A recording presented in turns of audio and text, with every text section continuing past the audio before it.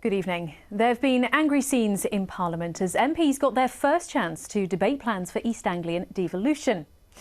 Under the proposals, Cambridgeshire, Norfolk and Suffolk will share a directly elected mayor with new powers over things like transport and strategic planning. Now, there's already been widespread criticism of these plans from councillors in Cambridgeshire and Norfolk. Today, MPs joined in. Here's our political correspondent, Andrew Sinclair.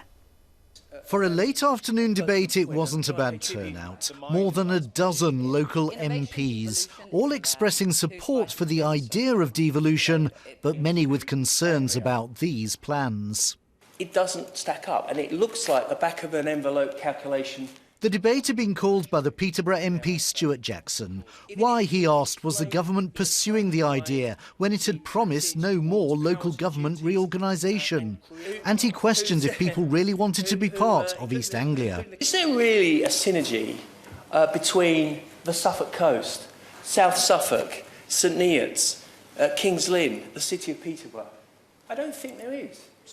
Other MPs waded in.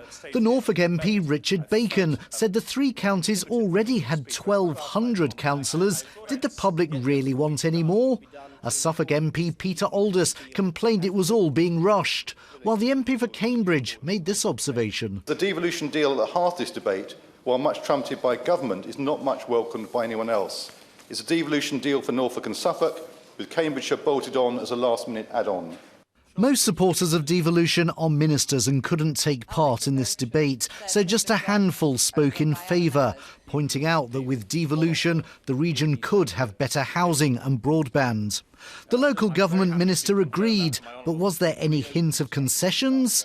Just listen to this exchange. What is stopping us from going back to the drawing board and having what I think would work for all of us, Suffolk and Norfolk, Cambridgeshire, Peterborough, Huntingdon? A deal has been agreed on a geography that has been agreed. It is not the intention of the government to reopen discussions of geography.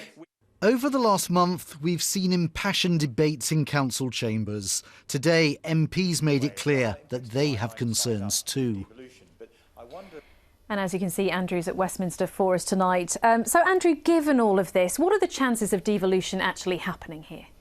Well, on the face of it, this deal appears to be in big trouble, and certainly a number of MPs I've spoken to today feel that unless big changes are made, particularly for Cambridgeshire, this could all fall apart. But remember, we're only mainly hearing from those opposed to devolution. There are people who are in favour of devolution, particularly down here, and they tell me that behind the scenes talks are taking place, progress is being made. Indeed, the Suffolk Cabinet Minister, Matthew Hancock, said to me today that this deal is on track. Well, the government wants it all agreed by the end of June.